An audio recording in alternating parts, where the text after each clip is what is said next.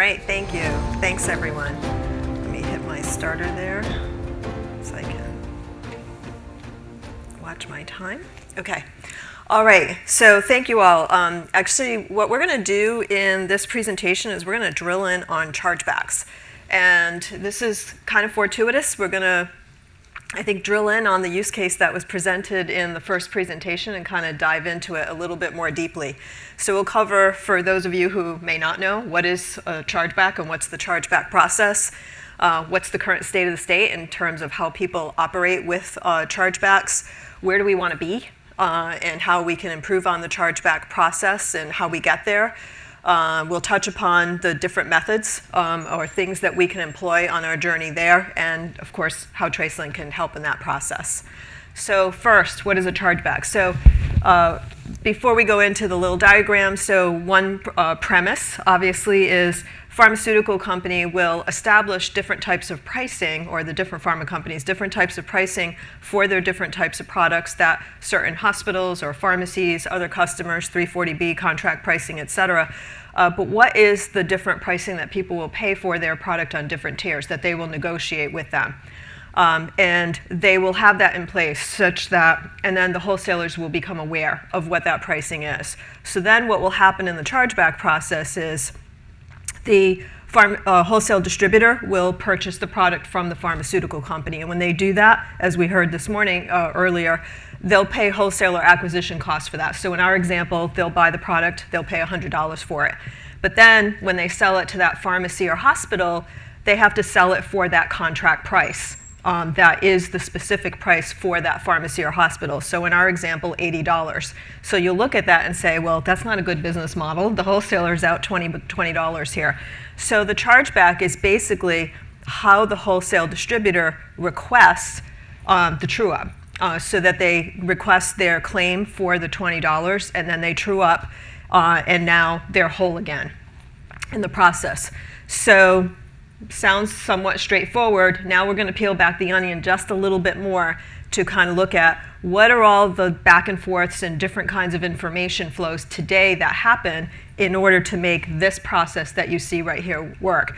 And one other data point I'll give you before we go into what that flow looks like is, how much are we soaking in this in this challenge in terms of chargebacks? So in 2023, annual chargebacks as a percentage of net sales was just a little over 30%. So we're soaking in it quite a bit. Okay, so we have our three parties back up here on the screen. So first, what happens, as I mentioned earlier, the manufacturer will share that contract pricing data with the wholesale distributors. So these are certain EDI documents that are exchanged, EDI 845, that has all the different drug products for that pharmaceutical company, all their different end customers in the supply chain that they've negotiated contract prices with, the different tiers of pricing based on how much volume they buy, and all of that will get communicated to the wholesale distributor, and they have to keep track of that. And then when the wholesale distributor then they'll buy, again, at wholesale acquisition costs, when they sell to the pharmacy, then that's how they know to sell it to this pharmacy or this hospital for $80 because they got that from the document in step number one. And of course, they're getting many of these documents that are coming from many pharma manufacturers. There's another informational data flow that will occur where the wholesale distributors will share certain trade sales data back to the manufacturer, and that's typically that EDI 867, where they're basically identifying in general, and sometimes it's in some occasions, like in med device, it can be a little bit more detailed, but generally it's sort of more generalized data. It's not always at the level of detail that pharmaceutical company would like, but it's data that would enable them to do the reconciliation of how do I know that you sold product to this pharmacy? And so how do I know that I should credit you that $20? And so there's that trade data that will come back that helps them later on in that reconciliation process. And they'll get that on a regular basis. Then comes the chargeback claim. So there's a chargeback request, another EDI document that will flow in. They will request their credit. They'll identify, here's the products I sold, here's who I sold them to, under what contract price, how many. I bought it from you at this wholesale acquisition cost, therefore you owe me this amount of money. And then the manufacturer, meanwhile, has been busy doing the reconciliation against the data sources that they have to say, should I credit you? Should I, and is this accurate? And then they will respond back with another EDI document that will tell them, here's what here's what you're going to get credited for. And here's the ones, and if I'm denying things, here's the reasons why I'm denying them. And so they'll communicate that information back, and then finally there'll be credit that will be issued, and they'll receive a remittance advice that will let them know, here's how much you're getting credited based on the reconciliation that I did. So you can see it's a really complex process. There's a lot going on here in terms of this. And as you can imagine, there's a lot of challenges that are probably going on, and that's what we're going to look at next. So how well are we doing in this process? How well is the industry doing in this process? So today, not so great. Up to 75% of chargebacks and return claims have discrepancies in them. And when we get to the next slide, we're going to go into what are the different classes of discrepancy and where are some of these challenges. The errors in the chargeback claims average about 5 to 7% of the contract sales. There's a lot of data quality issues. About 40% of the organizations rely on manual processes and chargeback claims. There's a lot of disparate systems. There's the ERP system, of course, manufacturer versus wholesaler, distributor. There's the contract management systems. There's the actual chargeback reconciliation system. So there's a lot of different systems and multiple parties where a lot of information needs to be reconciled, and there's not a lot of standardization across that, which makes this also particularly challenging. And it's a complex adjudication process. You saw those information flows on the previous slide. It's a complex adjudication process, and it can be really labor intensive. You try to automate it, but when there are issues, people get pulled back into the mix to help reconcile. So the negative consequences of this, delays in finalizing your claims, lots of errors, revenue loss. Sometimes you can misapply the discounts. You might approve something that shouldn't be approved. You might reject something that you should have approved. You want this to even out and be correct every time that you're doing it. And there can be delays in the process when there are errors and the errors need to be triaged, and there's back and forth and trying to do that whole finalizing that adjudication process. That can be delays in ultimately reimbursing the wholesaler. What the wholesaler should get reimbursed, because they are floating that difference during that time period. They're floating that difference in terms of what they paid versus what they sold for. So a lot of different challenges today. We're going to kind of go down a little bit into what are the nature of these challenges that exist. So master data is a big area where there are challenges. There's a lot of mismatched and outdated customer identifiers. Are you using the DEA number? Are you using the HIN number? Are you using GLN, something else? And so alignment on it, but also keeping those up to date. Classes of trade, and sometimes one entity could have more than one class of trade, so that complicates things further. So understanding the context under which it was sold and what's the appropriate class of trade. Inaccurate product identifiers, not using the same types of product identifiers, units of measure, inaccurate or incorrect contract references, misaligned contract pricing. We'll talk about that in a little bit more with respect to dates. There could be price change notifications. So in generics particularly, there are frequent price changes. There could be multiple price changes as the weeks go on. And keeping up to date with that, so that when you're saying, I'm requesting this chargeback credit, and it's also, did I sell it to the pharmacy for the right price, and am I requesting the chargeback reimbursement for the right amount based on what it was at that moment in time that the purchase order was placed by them. The delays in actual receiving the pricing notifications when there are changes, outdated GPO rosters, errors in tier eligibility and keeping track of the quantities in the different tiers and what that end customer is ultimately should be paying at the particular tier. The order timing against the contract dates. So you might have received new updated contract information, and the end customer may have placed the order, but that new pricing might not go effect until say next week. They bought it this week.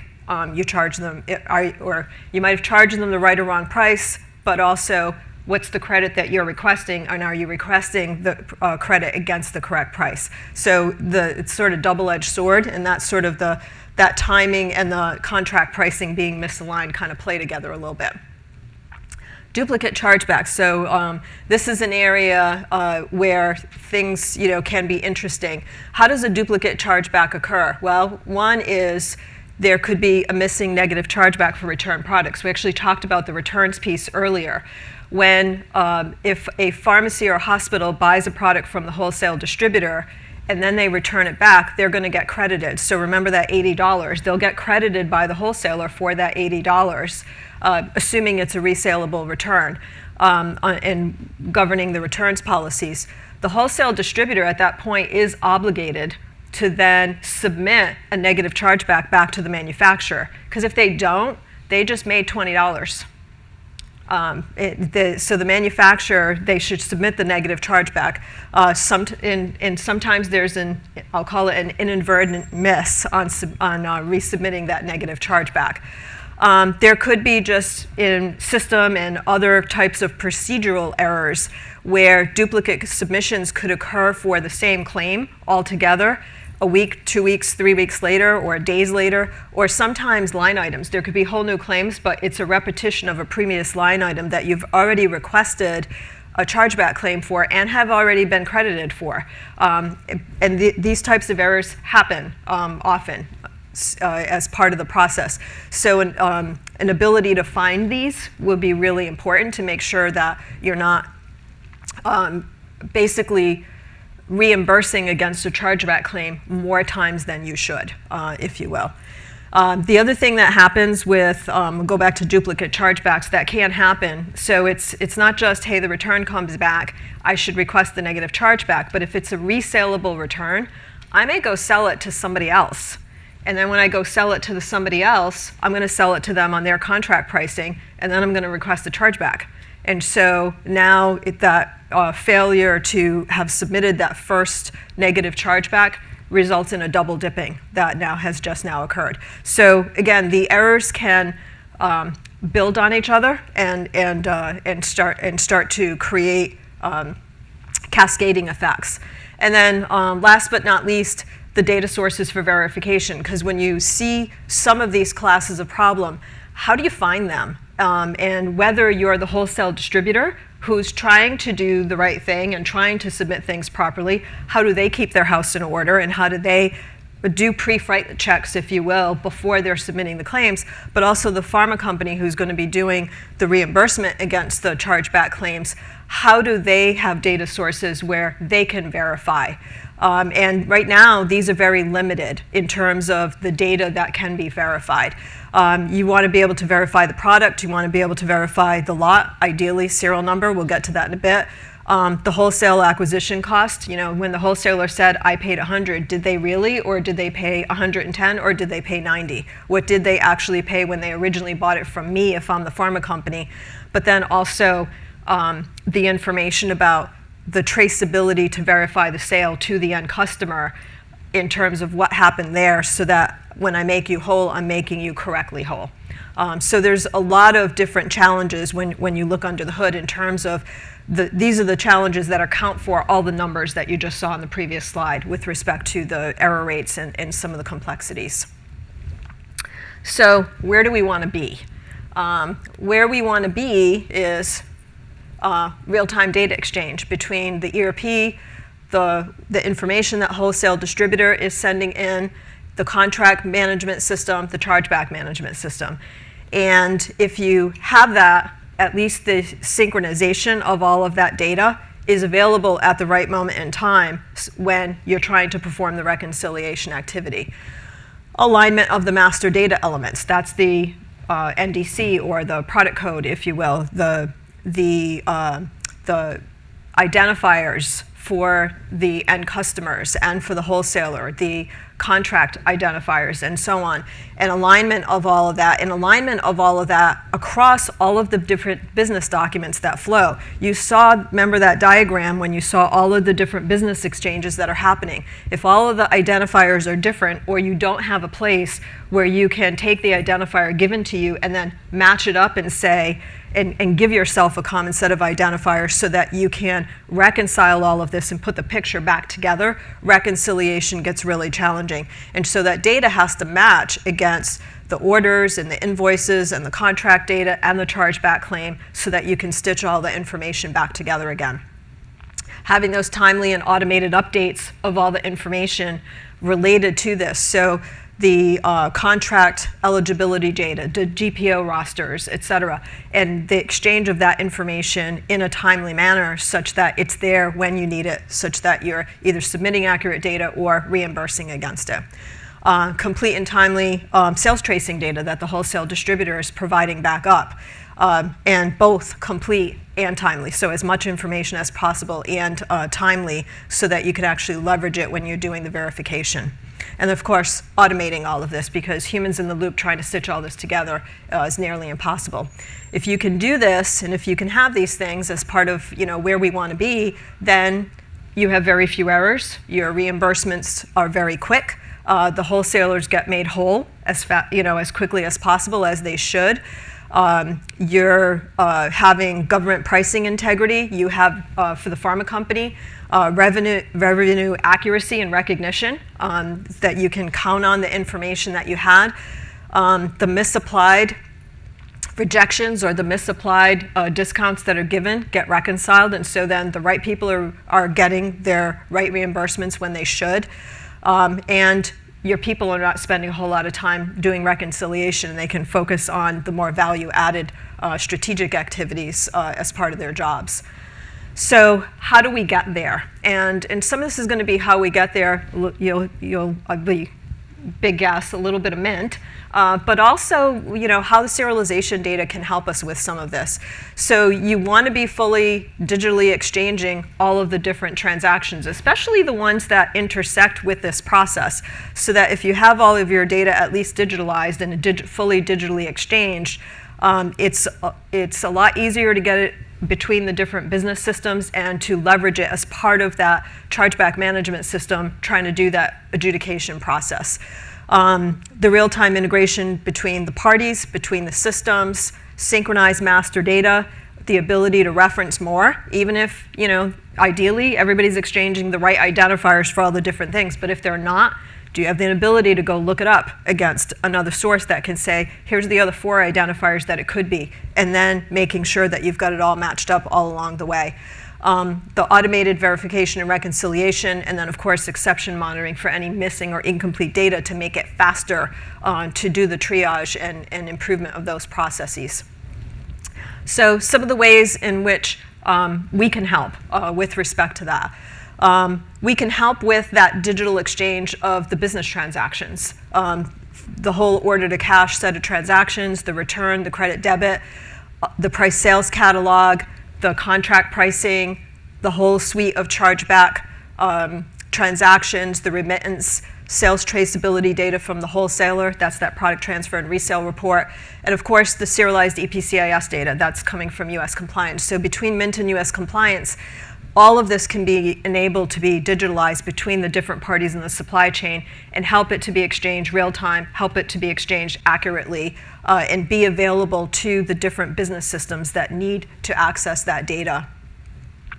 The data to enable precise reconciliation. So now that we are moving ahead, and theoretically by the end of this year, all segments of the supply chain should be fully engaged in the serialized data exchange, but not just serialized data exchange, serialized operations within their organizations, serialized shipping, serialized receiving, and so on. And so the chargeback request actually supports inclusion of serial numbers in it.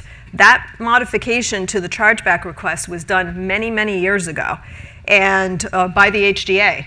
and with the different industry parties involved. And so if you have the product serial numbers in the chargeback request, that goes a long way in helping you in the reconciliation process, because you can at least, like if you're the pharmaceutical company, you can look up and say, when did I sell this to this wholesale distributor that's asking for the chargeback claim? When?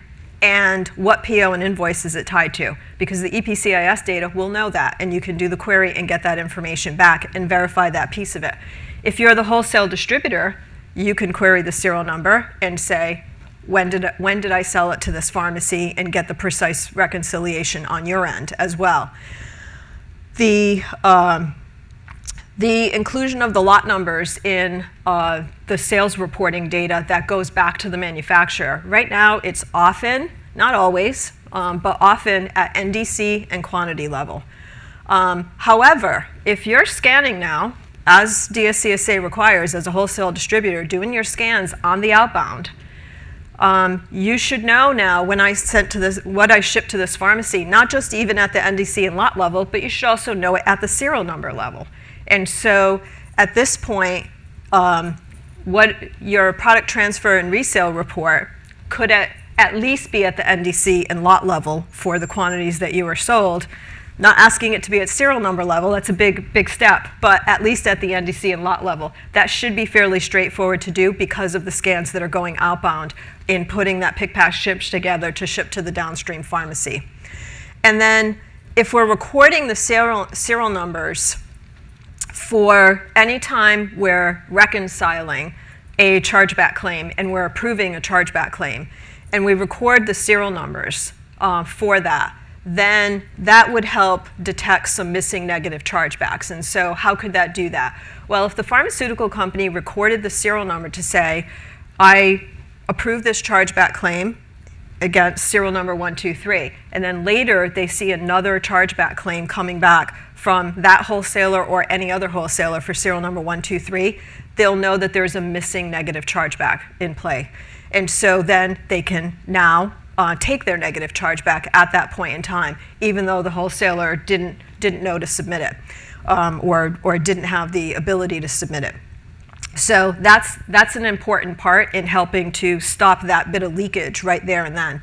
There's other things that can be done in terms also of the duplicate submission issue, where it was whole claims or even at the line item level. The very same thing. If you're recording the data when you're doing that, then you can at least verify against your own data. Will it stamp out every last possible issue? No, but it will stamp out actually quite a few of them.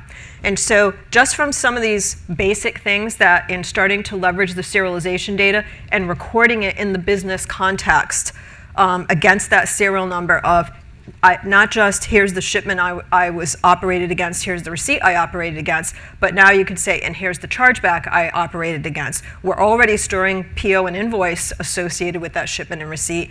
We can start, more data can be stored against that so that when you do the lookups, you can start to find these things out and then start improving the accuracy levels. And then tying into that returns verification process. This was a conversation that happened earlier as part of the first session. And so the real-time verification can be done for that negative chargeback, whether it's the wholesale distributor doing it for themselves ahead of time, or whether it's the pharmaceutical company, again, related to that previous one that we talked about. And if the product ever gets returned back, all the way back to the pharmaceutical company, certainly the pharmaceutical company can check there to say, if a return's coming back to me, saleable or not saleable, doesn't matter. If it's coming back to me, check and say, have I ever issued a chargeback reimbursement against this? Because if I have, I'm owed a negative chargeback at this point because this product is clearly not with that pharmacy that it was sold to anymore, or that hospital.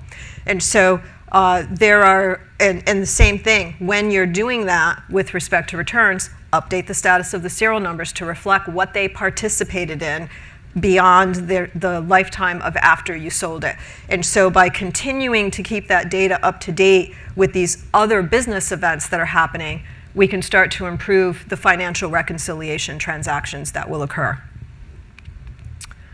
All right, so a little bit on Mint for Commerce. So between the manufacturer and the wholesaler, I know you've been hearing a lot of Mint, all this, so I'm not going to go through and walk you through all of this, but it's basically the whole set of transactions, the order to cash, the returns, the credits, and the whole chargeback family of transactions, all supported from Mint between the manufacturer and the wholesale distributor.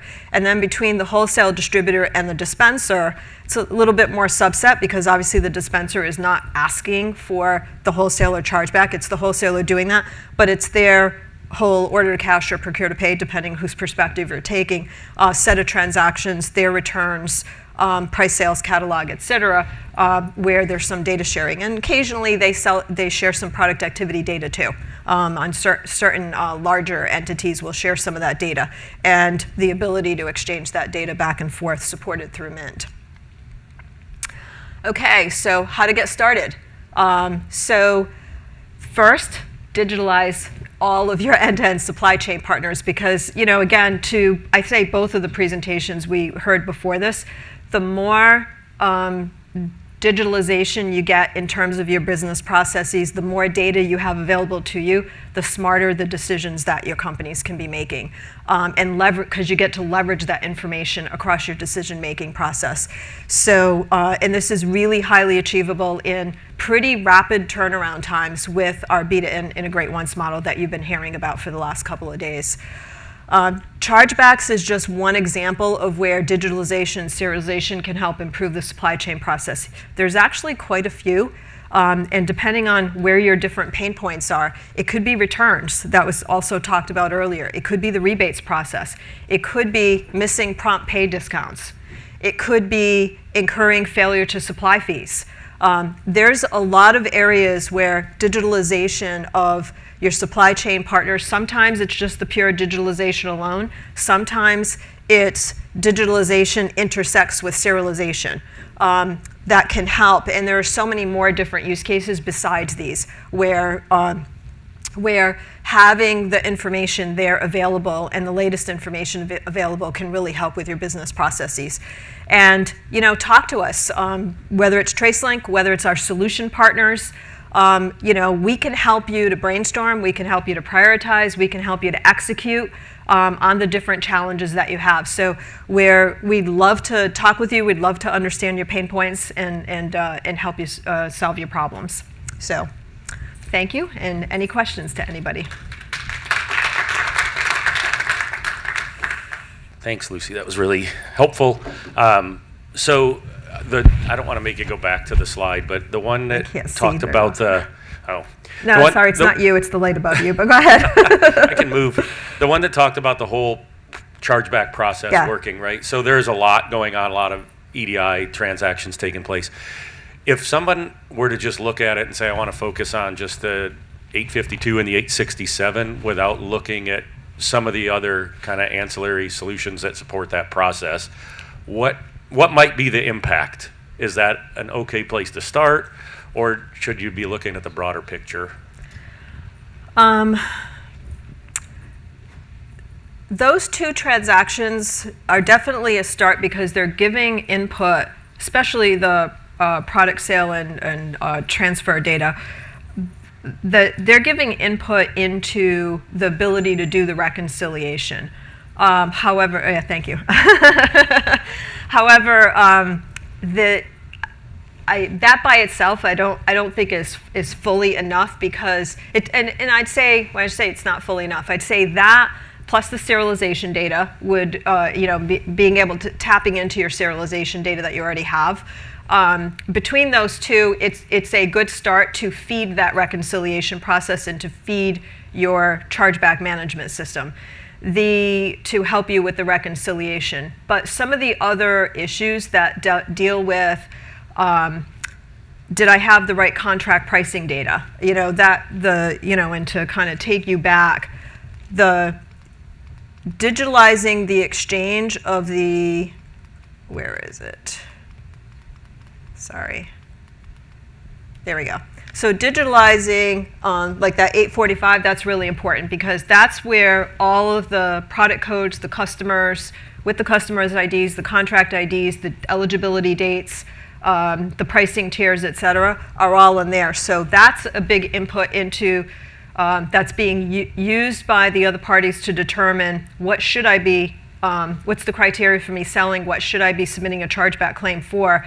But some of that data is going to get repeated back in that chargeback request, because you're going to peel out those pieces, and then the chargeback request is going to say, under this contract, I sold this quantity at this price, which came from that document as well, to this party with this ID, et cetera. But you have to match up the product IDs, you have to match up the contract IDs, you have to match up the customer IDs. The manufacturer when they get that back. And so if they've been sharing that correctly with the wholesale distributor, theoretically the wholesale distributor's got the right data that they're acting upon. And then later when you're reconciling it back, it's that information with your sales traceability data. So I would start with number one, also making sure that the wholesaler's getting that on a regular basis, because a lot of the errors are also due to the wholesale distributor not getting the right data in a timely enough way to help them. But then it's also the wholesale distributor giving back, the number four, sales tracing data, so that then when the manufacturers try to do the reconciliation, they've got that. But I'd say that plus some serialization data would be helpful. So as you know, Lucy, for me, this is one of those questions I'm not quite sure what I'm asking, but you'll help me figure it out. Sure. So what needs to be, so technically and transaction-wise, sure, but there's a lot of shenanigans that go on, particularly when we talk about returns and chargebacks and things like that. So what would need to be true of the willingness of the wholesaler to share, particularly serial number, right? A lot. A lot, yeah. A lot. The pharmaceutical companies, honestly, I don't think the wholesale distributors are just going to magically start putting serial number data in their chargeback request claims. The pharmaceutical companies, as part of their fee-for-service agreements and whatever they're called these days, in their agreements with the wholesale distributors, are going to have to say, when you submit a chargeback claim to me, here's what I need.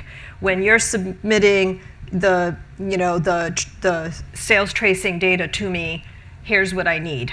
And again, I think the stepping stones for this becomes possible as we proceed through 2025 and start to exit from 2025, because the wholesale distributor, final deadline now would be in the basically early fall, late summer, early fall for, or I guess summertime. It was spring for the manufacturers, summer for the wholesalers, and then end of fall for the pharmacies.